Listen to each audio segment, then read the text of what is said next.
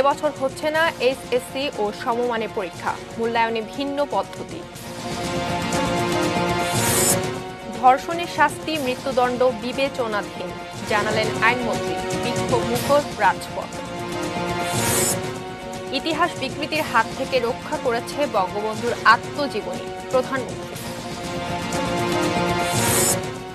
করোনায় দেশে আরো ৩৫ জনের মৃত্যু, দরিদ্ররা ভ্যাকসিন পাবে বিনামূল্যে। শর্তের বেড়াজালে বাড়ছে না সৌদি প্রবাসীদের ভিসার মেয়াদ।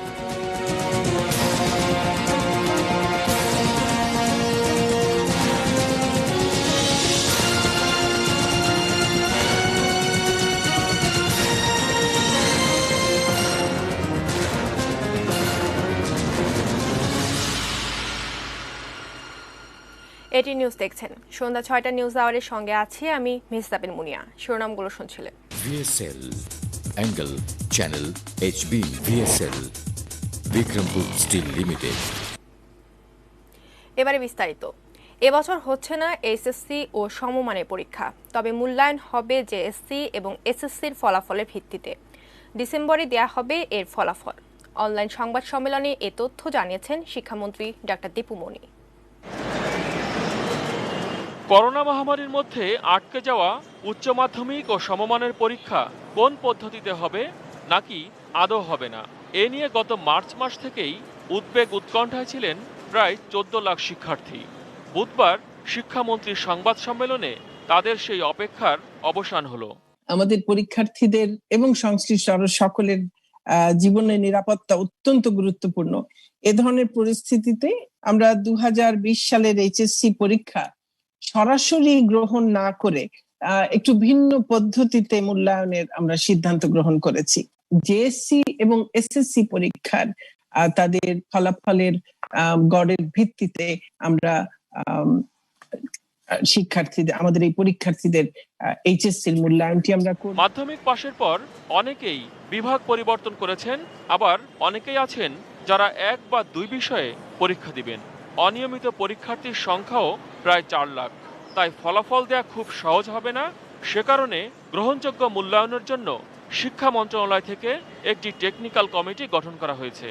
পরীক্ষা না নিয়ে পরীক্ষার্থীদের মূল্যায়ন শিক্ষা বোর্ড সমূহের জন্য একেবারেই নতুন। আমাদের কাছে ২টি পাবলিক পরীক্ষার রেজাল্ট আছে। এর বাইরে যদি অন্য কোনো পরীক্ষার অন্য কোনো ধরনের মূল্যায়নে যেতে হয়, তাহলেই সেটি এই ১৩ লক্ষ পরীক্ষার্থীকে নিয়ে সেটিতে এই মুহূর্তে এই পরিস্থিতিতে যাওয়া সম্ভব। এসএসসি এবং জেএসসি কত % করে নেওয়া হবে, তো সেই ক্ষেত্রে সেটিও এই পরামর্শ কমিটি তারাই আমাদেরকে বলে দেবেন। শিক্ষামন্ত্রীর কাছে প্রশ্ন ছিল, মাধ্যমিকের চেয়ে উচ্চ মাধ্যমিকে ভালো ফল করে অনেকেই, সেক্ষেত্রে তাদের কি হবে, আর এমন পদ্ধতিই বা আন্তর্জাতিকভাবে কতটা গ্রহণযোগ্য হবে? কিভাবে মূল্যায়ন করা হলে ফলাফল দেশে এবং বিদেশে গ্রহণযোগ্যতা অর্জন করবে এবং শিক্ষার্থীদের পরবর্তী জীবনে এর কোনো বিরূপ প্রভাব পড়বে কিনা, এই বিষয়গুলো কিন্তু আমাদের কাছে অবশ্যই গুরুত্বপূর্ণ। আর আমরা আশা করছি যে আমরা এই সকল বিষয়কে বিবেচনায় নিয়ে আমরা এই বছরের ডিসেম্বরের মধ্যেই আমরা আমাদের চূড়ান্ত ফলাফল আমরা ঘোষণা করব ইনশাআল্লাহ।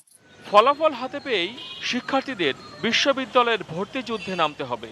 তখন তাদের এই ফল কিভাবে মূল্যায়ন হবে সে সিদ্ধান্ত পরে হবে বলে জানালেন শিক্ষামন্ত্রী। মহসিন কবির, এটিএন নিউজ, ঢাকা। সাম্প্রতিক প্রসঙ্গ। বেগমগঞ্জের ঘটনার হোতা দেলোয়ার বাহিনীর নামে শুধু চাঁদাবাজি, ছিনতাই না, ধর্ষণের অভিযোগও অনেক পুরনো। প্রতি রাতেই একলাশপুরের ৯ নম্বর ওয়ার্ডে চলত এই বাহিনীর সশস্ত্র মহড়া। এখনও সেখানকার লোকজন সিটিয়ে আছে দেলোয়ারের ভয়ে, যদিও স্থানীয় এমপি বা পুলিশ এলাকাবাসীর এই অসহায়ত্বের কথা মানতে নারাজ। সোহেলানের ক্যামেরায় নোয়াখালী থেকে আশিকুর রহমান অপুর রিপোর্ট। একলাশপুর জুড়ে যে দেলোয়ার বাহিনীর নামে অগুন্তি চাঁদাবাজি, ছিনতাই, ইফটিজিং সহ নানা অপরাধের অভিযোগ, সেই দেলোয়ার গ্রামে পরিচিত খুব গরিব ঘরের এক ছেলে হিসাবে। এককালে তরকারি বিক্রি করত, পরে সিএনজি চালাতো, সবশেষে ঋণ নিয়ে নাকি এরকম মাছের ঘের করেছে দেলোয়ার এবং তার ভাইয়েরা। এই ঘটনা ঘটার পর জানি আর কি যে এতটুকু আগাই গেছে, কিন্তু আগে আমাদের কাছে এরকম কিছু মনে হয়নি। রাজনীতি কিছু কিছু মানে দেখতাম তো মানুষের লোক চলাফেরা করতো রাজনৈতিক ব্যাপারে, এইটাই দেখছি। গরিব ঘরের সন্তান হলেও দেলোয়ার যে ছিনতাই সহ নানা অপরাধের সঙ্গে জড়িত এসব কথা টুকটাক শুনেছেন বলে দাবি এলাকাবাসীর। তারা আসলেই শোনেননি, নাকি ভয়ে দেখেননি, নাকি দেলোয়ার অন্তত এলাকায় কোনো খারাপ কাজ করতো না তার বাড়ির আশেপাশের মানুষদের সঙ্গে। আই কই না কোনোদিন সান্দাবাজি আন্দাবাজি কোনোদিন কার্গুর অপমানি করি না, কার্গু তুমি টিয়া হইসা লই। দেলোয়ারের বড় ভাই আনোয়ার, যে নাকি দেলোয়ারের প্রায় সব কাজের সঙ্গী, সেই জানালো সিএনজি চালানোর সময় দেলোয়ার এবং তার সঙ্গে নানা রকম সন্ত্রাসী গ্রুপের সংঘর্ষ হতো। কাতার আসল বাজারে একলাশপুরের যে হৃদয় একলাশপুরের এগুলোর পরে আমার ভাই গাঁয়ে চলেতে ওই হৃদয় গোড়া খাই বেলায় গাঁজা খাই বেলায় টাকা পয়সা নাই, এলাকা পাবলিক সবারই ধরে। এদিকে একলাশপুরের ৯ নম্বর ইউনিয়নের সাধারণ লোকজন এখনো দেলোয়ার বাহিনীর আতঙ্কে ভুগছে। দেলোয়ার বাদল সহ কয়েকজন গ্রেপ্তার হলেও তারা নিজেদের নিরাপদ মনে করছেন না। এমনকি আলোচিত নির্যাতনের ঘটনার দিনে কি হয়েছিল সে বিষয়েও কেউ মুখ খুলছেন না। তারা সবাই বলছেন তারা আতঙ্কে আছেন।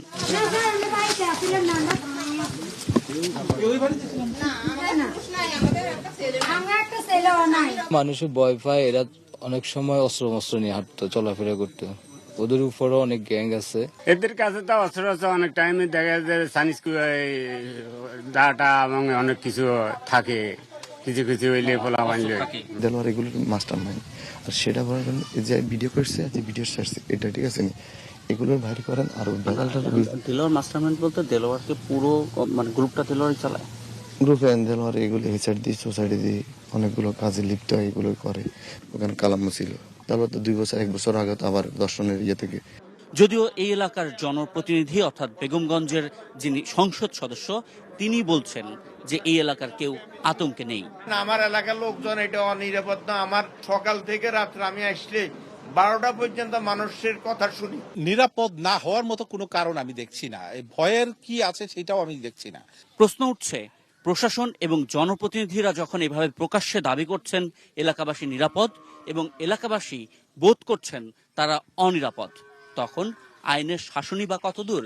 আর দেলোয়ার বাদল গংদের হাত থেকে এই এলাকাবাসীর নিরাপত্তাই বা কতদূর? আশিকুর রহমান অপু, এটি নিউজ, নোয়াখালী। নোয়াখালীর বেগমগঞ্জে নারীকে বিবস্ত্র করে নির্যাতনের ঘটনায় গ্রেফতারকৃত সাজুর 6 দিন এবং সোহাগ ও রাসেলের 2 দিন করে রিমান্ড মঞ্জুর করেছেন আদালত। সকালে আসামিদের নোয়াখালী চিফ জুডিশিয়াল ম্যাজিস্ট্রেট আমলি আদালত 3-এর বিচারক মাশফিকুল হকের আদালতে তোলা হয়।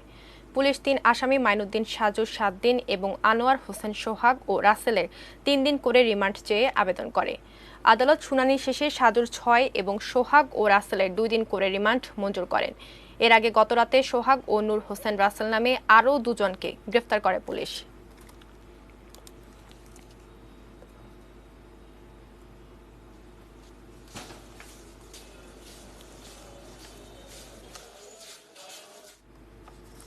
সারা দেশে ধর্ষণ ও নারী নিপীড়নের ঘটনায় রাজধানীর শাহবাগে বিক্ষোভ করছে সাধারণ শিক্ষার্থী, বাম ছাত্র সংগঠনের কর্মী ও বাংলাদেশ ছাত্র অধিকার সংরক্ষণ পরিষদ। বুধবার সকাল 10:30টা থেকে জাতীয় জাদুঘরের সামনে বিক্ষোভ করছে সেভ আওয়ার উইমেন নামের শিক্ষার্থীদের একটি প্ল্যাটফর্ম। একই স্থানে দুপুর 11:15টা থেকে বিক্ষোভ করে বাম সংগঠনের নেতৃত্বে সাধারণ শিক্ষার্থীরা। তারা বলছেন, ধর্ষণ ও নির্যাতনের ঘটনায় দোষীদের সহায়তা দেওয়া হয়, এতে করে দোষীরা বারবার এমন ঘটনা ঘটায়। ধর্ষণের ঘটনায় দ্রুত বিচার হলে বারবার এমন ঘটনা ঘটবে না। 12:30 থেকে শাহবাগে বিক্ষোভ সমাবেশ করছে বাংলাদেশ ছাত্র অধিকার সংরক্ষণ পরিষদ। তারা কালো পতাকা মিছিল করে।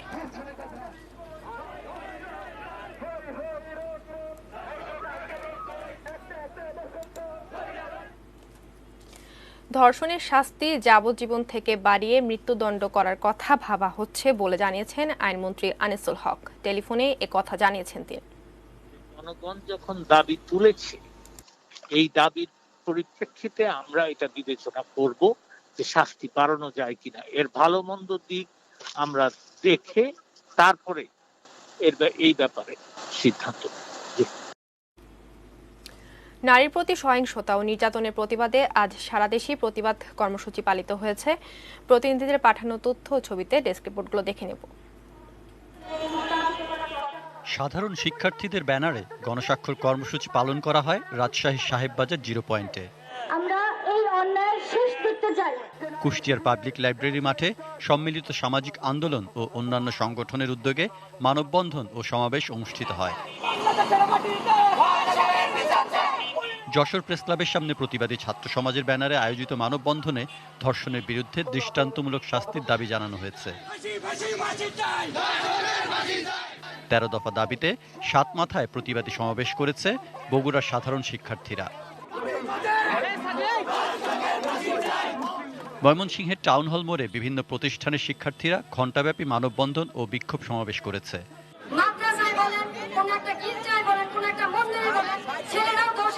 বরিশালের সদর রোডে বৃষ্টি উপেক্ষা করে বিক্ষোভ করেছে শিক্ষার্থীরা। পিরোজপুরের টাউন ক্লাব রোডে আয়োজিত মানববন্ধনে বিভিন্ন শিক্ষা প্রতিষ্ঠানের শিক্ষার্থীরা অংশ নেয়। দিনাজপুর প্রেস ক্লাবের সামনে সাধারণ শিক্ষার্থীদের ব্যানারে ঘণ্টাব্যাপী মানববন্ধনের আয়োজন করা হয়। রংপুর প্রেস ক্লাবের সামনে শিক্ষার্থীরা ছাড়াও কয়েকটি সংগঠন মানববন্ধন কর্মসূচিতে অংশ নেয়। নারায়ণগঞ্জের চাষারায় সকাল সন্ধ্যা অবস্থান কর্মসূচি পালিত হয় কেন্দ্রীয় শহীদ মিনার ও প্রেস ক্লাব চত্বরে। বান্দরবানে বঙ্গবন্ধু মুক্ত মঞ্চ ও প্রেস ক্লাবের সামনে মুখে কালো কাপড় বেঁধে মানববন্ধনে অংশ নেয় স্থানীয়রা। এছাড়াও গাজীপুর, গোপালগঞ্জ, ঝিনাইদহ, কুড়িগ্রাম, পটুয়াখালী, সিরাজগঞ্জ, ঠাকুরগাঁও, বরগুনা, জয়পুরহাট, লক্ষ্মীপুর, শেরপুর, মৌলভীবাজার, সুনামগঞ্জ সহ বিভিন্ন জেলায় প্রতিবাদ কর্মসূচি পালিত হয়েছে। Saikat Dasgupta, desk report, ATN news. সারা দেশে বিক্ষোভ ও গণসচেতনতার মধ্যেই ধর্ষণের নতুন নতুন ঘটনা সামনে আসছে। আশুলিয়ায় বখাটে কিশোর গ্যাং দ্বারা 2 কিশোরী গণধর্ষিত হওয়ার 35 দিন পর তা জানা গেছে। এই ঘটনার ভিডিও ফাঁস হওয়ার পর ইতোমধ্যে 3 জনকে আটক করেছে পুলিশ। সাভার থেকে জাহিদ হাসান শাকিলের প্রতিবেদন। গত 30 আগস্ট আশুলিয়ার ভাদাইলে বেড়াতে আসা 2 আত্মীয়কে নিয়ে বাড়ির কাছাকাছি মাঠে বেড়াতে গিয়েছিল ওই 2 কিশোরী বান্ধবী। এ সময় 2 আত্মীয়কে মারধর করে তাড়িয়ে দেয় স্থানীয় কিশোর গ্যাংয়ের সদস্যরা। এরপর 2 কিশোরীকে গণধর্ষণ ও তার ভিডিও ধারণ করা হয়। আমরা ঢাকায় নতুন আছি, আয়সা আমার ভাসতে লাগে, ওরা বললো কাকা বেড়াইতে যাবো, তো ওদের সাথে বেড়াইতে গেছিলাম। বেড়াইতে যায় কয়েকটা ছেলে আমাদেরকে অ্যাটাক করছে, বলতেছিল গ্রাম কোথায়, এটা কি হয়। তারপর আমরা সব বললাম, তারপর ওরা শুনলাম, আমাদের 2 জনের কথা নিয়ে মারধর করলো। গণধর্ষণের ঘটনায় জড়িত কিশোর গ্যাংয়ের 12 জনের মধ্যে 11 জনই স্কুল ছাত্র। গ্যাংটির নেতা শারুফ, অন্য সদস্যরা হলো রাকিব, জাকির, ডায়মন্ড আলামিন, জিদান, রেদওয়ান সহ আরো কয়েকজন। এদিকে এ ঘটনার পর শারুফের বাবা আকবর আলী টাকার বিনিময়ে ঘটনা ধামাচাপা দেওয়ার চেষ্টা করেন। আমি দিয়েছি 8,500। এই শুনছি যে রেপ বেলে করছে বলে মানুষ দর্শন করছে, এটাই জানি। আপনি ছিল শুনলাম, আমি তো দেখি নাই। নির্যাতিতদের পক্ষ থেকে থানায় অভিযোগ করা না হলেও ঘটনাটি নজরে আসার পর থেকেই অভিযানে নামে পুলিশ। বুধবার সকালে খুলনা থেকে দলনেতা শারুফকে আটক করা হয়। ডায়মন্ড আলামিন, জাকির ও রাকিবকে আটক করা হয় মঙ্গলবার রাতে। আমরা তথ্য পাওয়ার পর আমরা এলাকায় অভিযান করি এবং যাদের সাথে এই ঘটনা ঘটে তাদেরকে আমরা খুঁজে বের করি। আর বাকিদের ব্যাপারে কি চিন্তা ভাবনা? বাকিগুলো আমরা অভিযান অব্যাহত। ঘটনার সুষ্ঠু তদন্ত ও দোষীদের সর্বোচ্চ শাস্তির পাশাপাশি কিশোর গ্যাংয়ের পৃষ্ঠপোষকদেরও আইনের আওতায় আনার দাবি জানিয়েছে স্থানীয় নাগরিকরা। এদের পিছনে একজন ভাই থাকে, অমুক ভাই, ভাইয়ের দোয়াই দিয়ে কিশোর গ্যাংরা বিভিন্ন পাড়া মহল্লায় মাদক থেকে শুরু করে নারী নির্যাতন পর্যন্ত করে থাকে। Zahid Hasan Shakil, ATN news, Savar. পূর্ণ সংবাদ। বঙ্গবন্ধুর আত্মজীবনী প্রকাশের পর কিছুটা হলেও ইতিহাস বিকৃতির হাত থেকে রক্ষা পেয়েছে জাতি, এমন মন্তব্য করেছেন প্রধানমন্ত্রী শেখ হাসিনা। সকালে জাতির জনক বঙ্গবন্ধু শেখ মুজিবুর রহমানের অসমাপ্ত আত্মজীবনী বইটির ব্রেইল সংস্করণ উদ্বোধন করেন তিনি। বাংলাদেশের সঠিক ইতিহাস জানতে জাতির জনকের আত্মজীবনী পড়ার পরামর্শ দেন। রিজওয়ান ফয়েজের রিপোর্ট। দৃষ্টি প্রতিবন্ধীরাও যেন জাতির জনক সম্পর্কে জানতে পারে, এজন্য সমাজ কল্যাণ মন্ত্রণালয় সম্প্রতি বঙ্গবন্ধু শেখ মুজিবুর রহমানের অসমাপ্ত আত্মজীবনী বইটির ব্রেইল সংস্করণ প্রকাশ করেছে।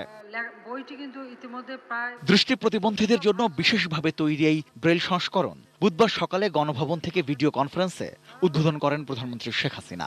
আমি মনে করি যে বিভিন্ন লাইব্রেরিতে যেটা রাখা যায়, যেখানে বিশেষ করে আমাদের দৃষ্টি প্রতিবন্ধীরা সেটা সংগ্রহ করতে পারবে, পড়তে পারবে। কারণ কারোর পক্ষে ব্যক্তিগত সংগ্রহ করে পড়া খুব কঠিন, কিন্তু লাইব্রেরিতে থাকলে পরে তাহলে তারা জানতেও পারবে, পড়তেও পারবে এবং তাদের একটা পড়ার সুযোগ হবে।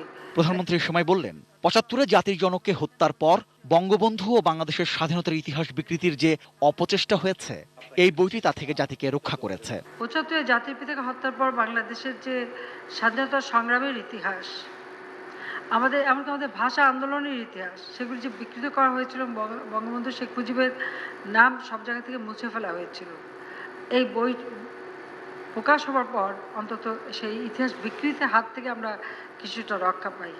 শুধু বঙ্গবন্ধুর অসমাপ্ত আত্মজীবনীই নয়, বাংলাদেশের সঠিক ইতিহাস জানতে শেখ মুজিবুর রহমানের লেখা কারাগারের রোজ নামচা, আমার দেখা নয়াচীন বইগুলো পড়ার পরামর্শ দিয়েছেন তিনি।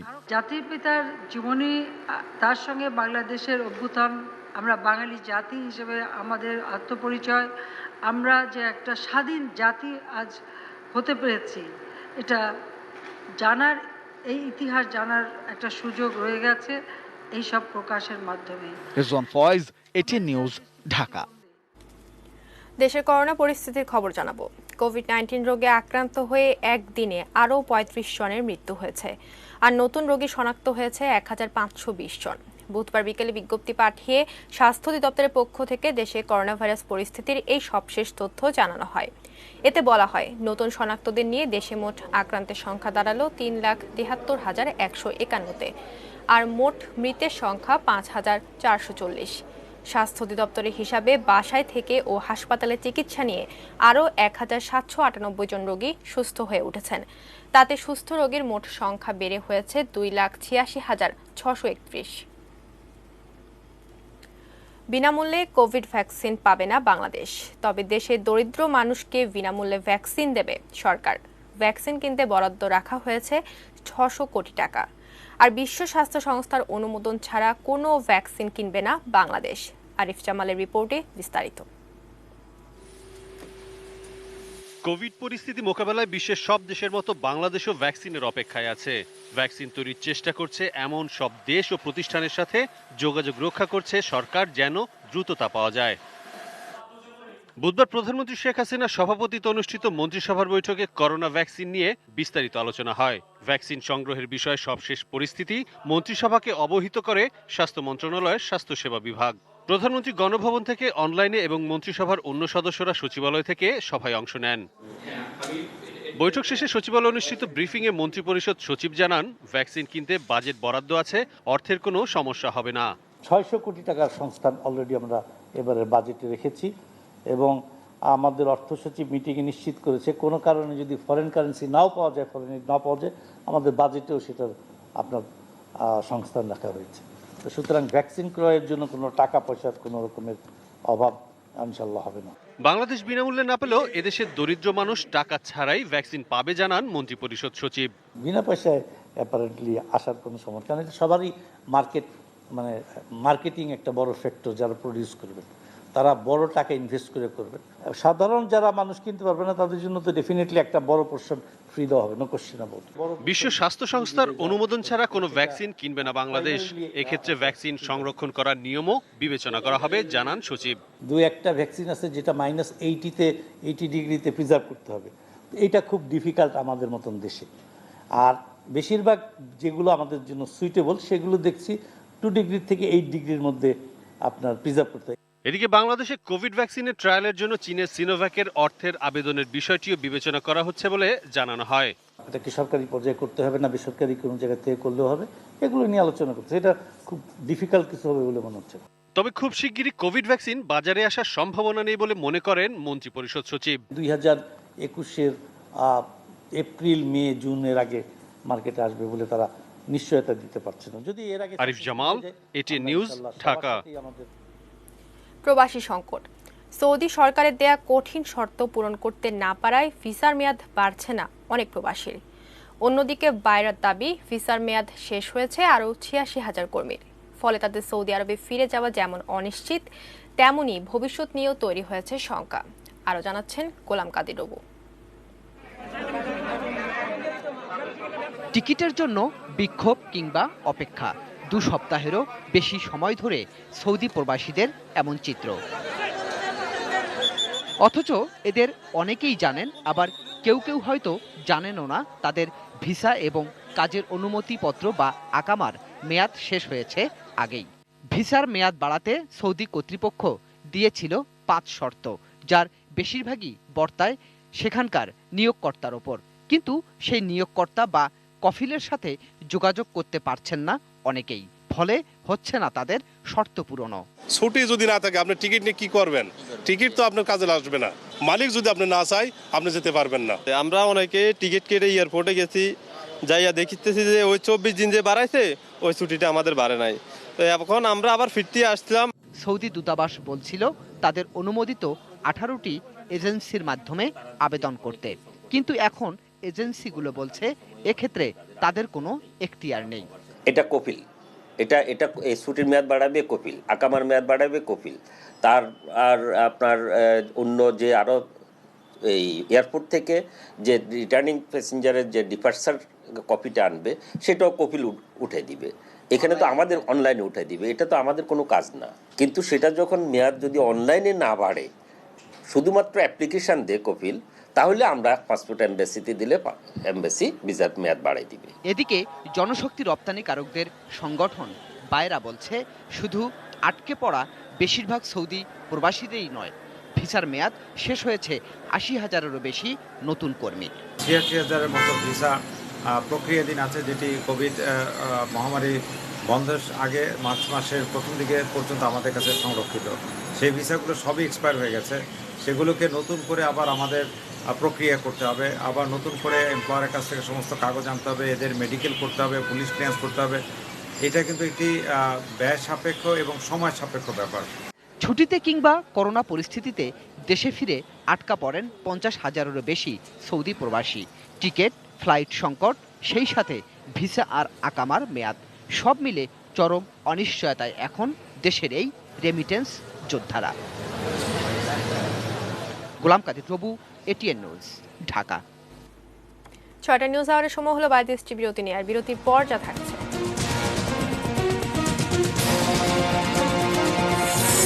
শিগগিরই টেলিভিশন কর্মীদের জন্য আলাদা বেতন কাঠামো, জানালেন তথ্যমন্ত্রী। রাজধানীর খাল সরেজমিন পর্যবেক্ষণে নামছে উত্তর সিটি কর্পোরেশন।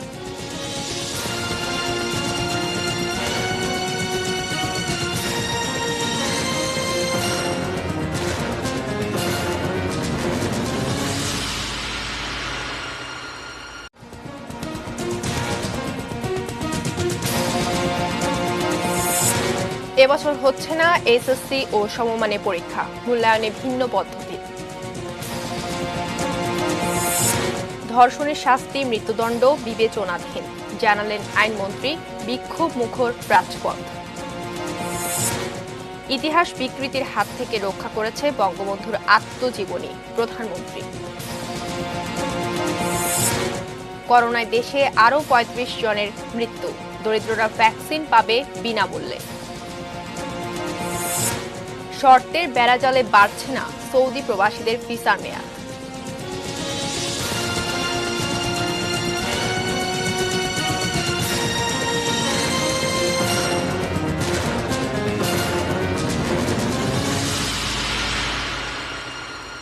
বিরতির পর আরো একবার আমন্ত্রণ জানাচ্ছি 6টা নিউজ আওয়ারে। ধন্যবাদ সঙ্গে থাকার জন্য। জানাবো অন্যান্য খবর। টেলিভিশন কর্মীদের জন্য আলাদা বেতন কাঠামো সংক্রান্ত আইন শিগগিরই হবে বলে জানিয়েছেন তথ্যমন্ত্রী ডক্টর হাসান মাহমুদ।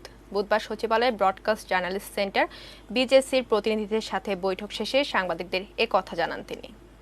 বেতন কাঠামো একটি আইনি ভিত্তি দেওয়ার জন্য সরকারের পক্ষ থেকে আইন প্রণয়ন করা হচ্ছে।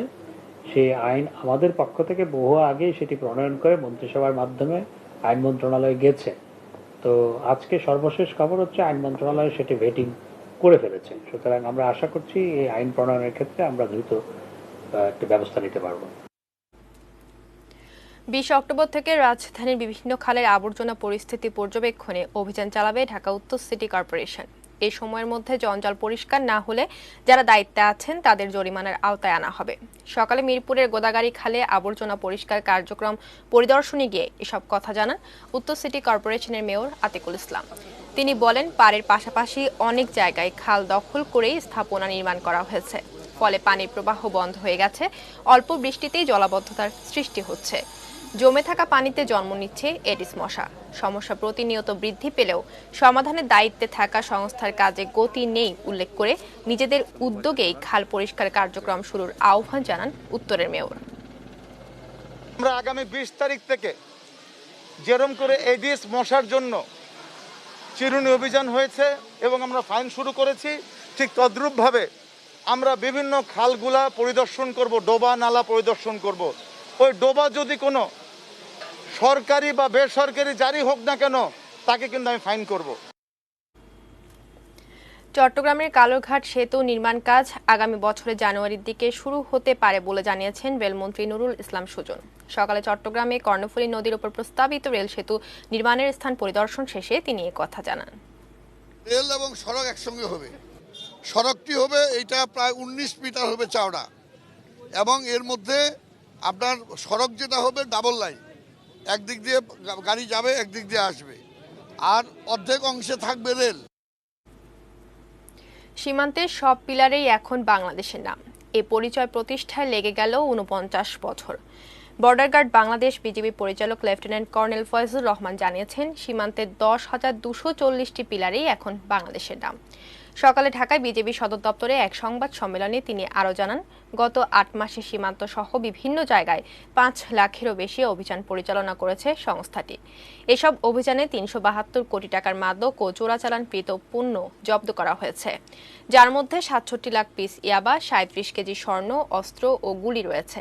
এছাড়া 2000 চোরা কারবারি এবং শখানেক ভারতীয় অনুপ্রবেশকারীও বিজিবির হাতে আটক হয়েছে। টেকনাফ সীমান্তে কাঁটাতারের বেড়া দেওয়ার কাজ চলছে জানিয়ে তিনি বলেন, সীমান্তের সমস্ত পিলার থেকে পাকিস্তানের নাম মুছে বিডি বা বাংলাদেশ লেখার কাজ শেষ হয়েছে।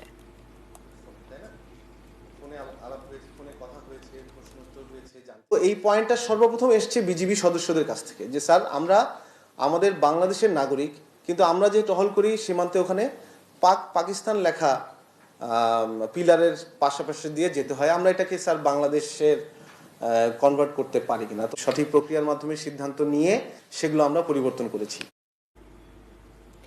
একটি মাত্র সড়কে বদলে গেছে কিশোরগঞ্জের হাওরের দৃশ্যপট। যুক্ত হয়েছে ইটনা, মিঠামাইন ও অষ্টগ্রাম উপজেলা। আর্থসামাজিক উন্নয়ন, পর্যটন সম্ভাবনার পাশাপাশি পুরো হাওড়া অঞ্চল সড়ক পথে যুক্ত হয়েছে সারা দেশের সাথে। বৃহস্পতিবার ভিডিও কনফারেন্সের মাধ্যমে অলওয়েদার সড়কটির উদ্বোধন করবেন প্রধানমন্ত্রী শেখ হাসিনা। কিশোরগঞ্জ প্রতিনিধি শফিক আদনানের তথ্য ও ছবিতে আহমেদ রাব্বি তানমের রিপোর্ট।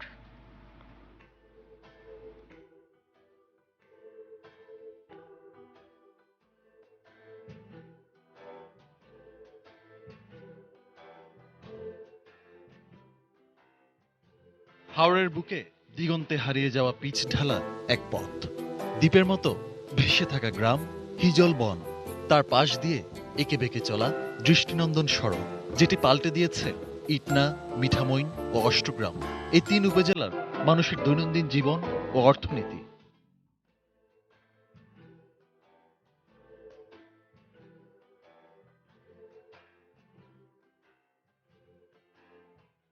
পাশাপাশি হাওরের অপরূপ সৌন্দর্য খুলে দিয়েছে পর্যটনের অপার সম্ভাবনা।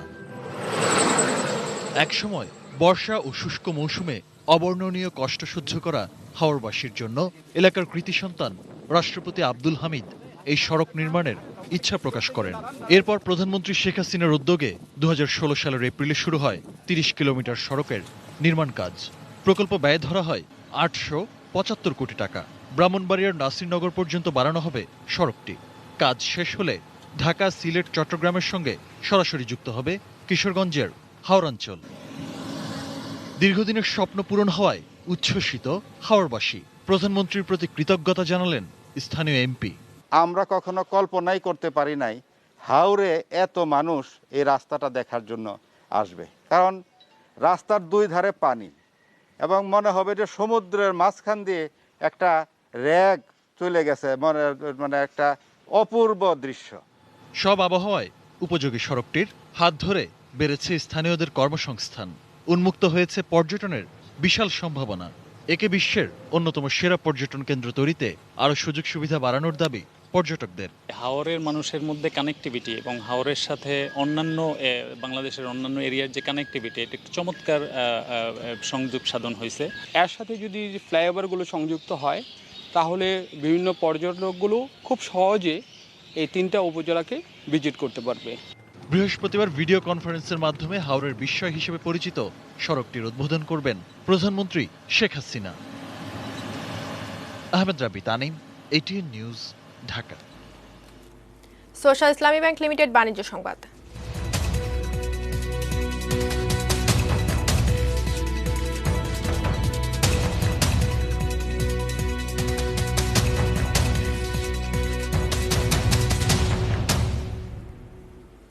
বিশ্ববাজারে জ্বালানি তেলের মূল্য বৃদ্ধি অব্যাহত রয়েছে।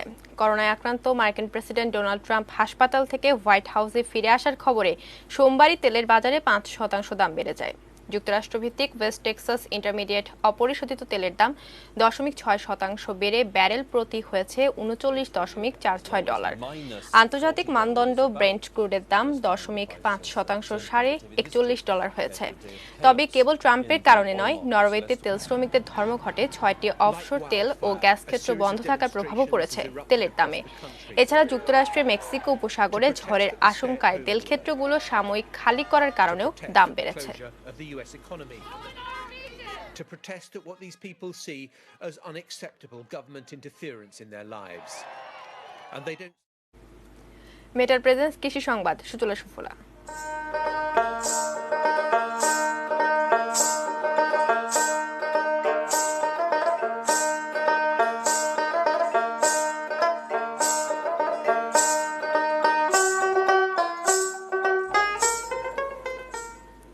সুমিষ্ট, পুষ্টিকর ও অর্থকরী হওয়ায় কুষ্টিয়ায় মাল্টা চাষে দিন দিন আগ্রহ বাড়ছে কৃষকদের। কুষ্টিয়ার দৌলতপুর সহ জেলায় প্রায় 18 হেক্টর জমিতে বাড়ি এক জাতের মাল্টা ফলে চাষ হয়েছে।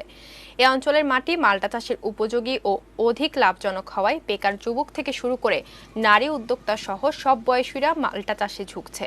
প্রতি বিঘা জমিতে মাল্টা চাষে চাষির লাভ হয় দ্বিগুণেরও বেশি।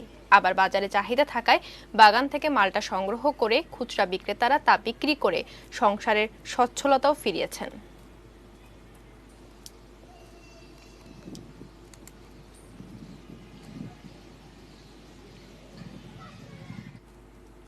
আবার সময় হলো 22টি বিরতি নেওয়ার। বিরতির পর যা থাকছে: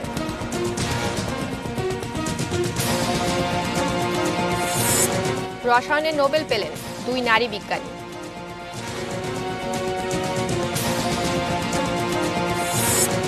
আইপিএলে আজ কেকেআর বনাম চেন্নাই সুপার কিংস।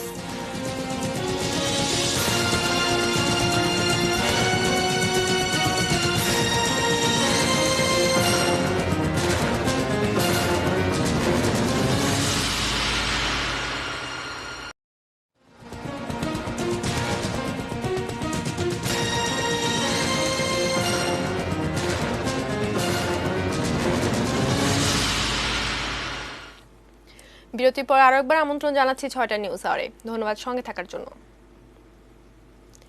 করোনায় আক্রান্ত হয়ে সেন্ট জোসেফ স্কুলের অধ্যক্ষ রবি থিওডর পিউরিফিকেশন মারা গেছেন। মঙ্গলবার সন্ধ্যা 6:30টায় পুরান ঢাকার একটি হাসপাতালে মারা যান তিনি। গত 1 সেপ্টেম্বর করোনার উপসর্গ দেখা দেয় তার। প্রথমে গুলশানের একটি হাসপাতালে এবং পরে আজগর আলী হাসপাতালে ভর্তি করা হয় তাকে। গতকাল সেখানেই মারা যান তিনি। বুধবার সকাল 9টায় তার মরদেহ মোহাম্মদপুরের সেন্ট জোসেফ স্কুলের ক্যাম্পাসে রাখা হয়। পরে নেওয়া হয় সাবেক কর্মস্থল পুরান ঢাকা সেন্ট গ্রেগরি স্কুলে। সেখানে শ্রদ্ধা নিবেদন শেষে বিকেলে ওয়ারিতে তাকে সমাহিত করা হবে। ছেলে মেয়েদের শিক্ষা দিতেই তার সেই আজীবনের প্রচেষ্টা ছিল। ভালো মানুষ হিসাবে তাদেরকে প্রতিষ্ঠিত করা, শিক্ষক মণ্ডলীকে আরও দক্ষ করে তোলা এবং সার্বিকভাবে একটা শিক্ষা প্রতিষ্ঠানকে উপযোগী শিক্ষা প্রতিষ্ঠানে রূপান্তর করার ক্ষেত্রে সেন্ট জোসেফ পরিবারের সকল শিক্ষক, শিক্ষার্থী, অভিভাবক, সুধীমণ্ডলী সবাই স্তব্ধ। জানাবো দেশের বাইরের খবর।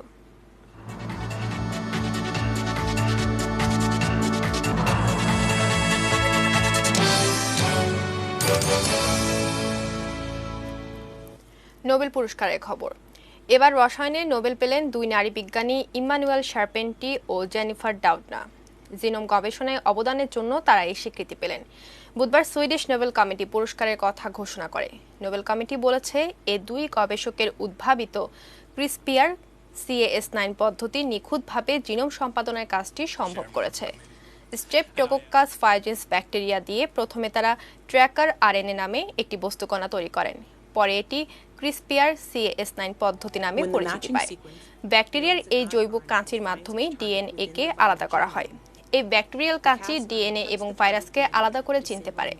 ফলে DNA-র ত্রুটিপূর্ণ অংশটি নিখুঁতভাবে কাটা বা জোড়া লাগানো সম্ভব হয়। এর ফলে ক্যান্সার চিকিৎসায় নতুন সম্ভাবনা সৃষ্টি হয়েছে। জন্মগত বিভিন্ন জেনেটিক রোগ নিরাময়ের আশা জেগেছে। ফরাসি বিজ্ঞানী ইমানুয়েল শারপেন্টি জার্মানির বার্লিনে অবস্থিত Max Planck institute for infection বায়োলজির পরিচালক, আর জেনিফার ডাউডনার ক্যালিফোর্নিয়া বিশ্ববিদ্যালয়ের মলিকিউলার অ্যান্ড সেল বায়োলজি বিভাগের অধ্যাপক। খেলার খবর।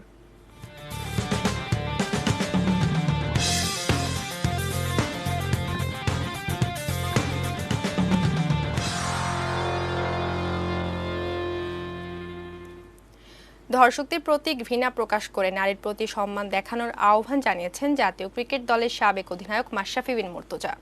নিজের ভেরিফাইড ফেসবুক পেজে মাশরাফি আজ এ নিয়ে প্রতিক্রিয়া প্রকাশ করেছেন। মাশরাফি লিখেছেন, আপনার মেয়ে যখন আপনার কোলে বসে থাকে তখন আপনার সেই অনুভূতি হয় না। যখন আপনার বোন পাশের রুমে থাকে তখনও সেই অনুভূতি আসে না। আপনার স্ত্রীকে নিয়ে যখন ঘুরতে বেরোন তখন তার দিকে বাঁকাভাবে তাকালে আপনার খারাপ লাগে। কিন্তু অন্যকে দেখার ক্ষেত্রে কি আপনার অনুভূতি একই রকম আছে? তা না হলে বুঝে নিতে হবে সমস্যা অনেকের মগজেই। আসুন মানসিকতা পরিবর্তন করি, নারীকে মাথা উঁচু করে বাঁচতে দেই। আর ধর্ষক কোনো পরিচয় বহন করে না, সে কুৎসিত, হয়তো চেহারায় নয় তবে মানসিকতায়। এর আগে তারকা ক্রিকেটার সাকিব এবং মুশফিক ধর্ষণ ও নারী নির্যাতনের বিরুদ্ধে দৃঢ় অবস্থান নিয়েছেন।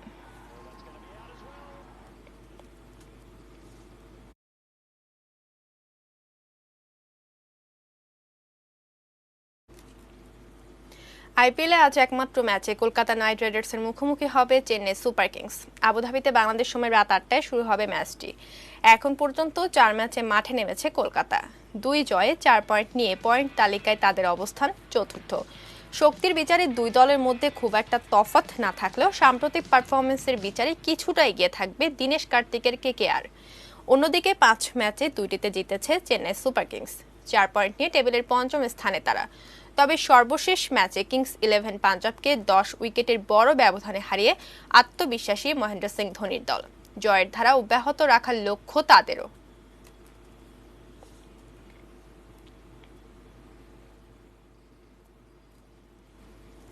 শেষ করব 6টা নিউজ আওয়ার। তবে তার আগে এক নজরে সংবাদ শিরোনামগুলো জানিয়ে দেব আরও একবার। এবছর হচ্ছে না SSC ও সমমানের পরীক্ষা, মূল্যায়নে ভিন্ন পদ্ধতি। ধর্ষণের শাস্তি মৃত্যুদণ্ড বিবেচনাধীন, জানালেন আইনমন্ত্রী। বিক্ষোভ মুখর রাজপথ। ইতিহাস বিকৃতির হাত থেকে রক্ষা করেছে বঙ্গবন্ধুর আত্মজীবনী, প্রধানমন্ত্রী। করোনায় দেশে আরও 35 জনের মৃত্যু, দরিদ্ররা ভ্যাকসিন পাবে বিনামূল্যে। বাংলাদেশিদের ভিসার মেয়াদ 30 অক্টোবর পর্যন্ত বাড়িয়েছে সৌদি সরকার। শিগগিরই টেলিভিশন কর্মীদের জন্য আলাদা বেতন কাঠামো, জানালেন তথ্যমন্ত্রী। রাজধানীর খাল সরেজমিন পর্যবেক্ষণে নামছে উত্তর সিটি কর্পোরেশন।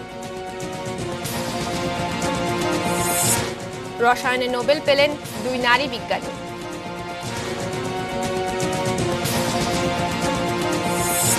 আইপিএলে আজ KKR বনাম চেন্নাই সুপার কিংস।